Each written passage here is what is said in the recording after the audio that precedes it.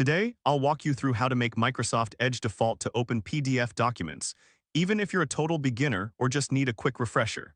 By the end of this guide, you'll know exactly how to manage PDF opening behavior so you can streamline your workflow and save time. Let's get started by opening Microsoft Edge. Once you have the browser open, look towards the upper right corner. You'll see a three-dot menu. Think of this as the control center of your browser, where you can tweak various settings to suit your needs. Click on this menu and then select Settings. Don't worry if your dashboard looks slightly different, the core steps remain the same. Now, to make things quicker, use the search bar at the top of the settings page. Type in PDF and hit Enter. This search will help you navigate directly to the relevant settings without having to scroll through endless options.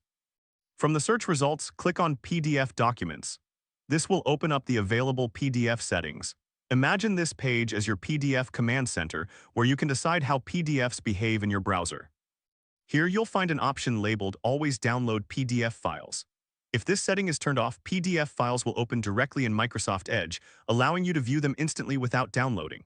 On the other hand, if this setting is turned on, PDF files will be downloaded to your device instead of opening in the browser. It's like choosing between reading a book online or downloading it to read later. Choose the option that best matches your preference.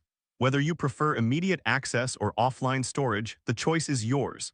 Your changes will be applied automatically once the setting is updated, so there's no need to save anything manually.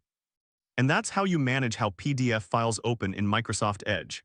By following these steps, you can ensure that your PDF viewing experience aligns perfectly with your workflow. If this helped you out, please give the video a thumbs up.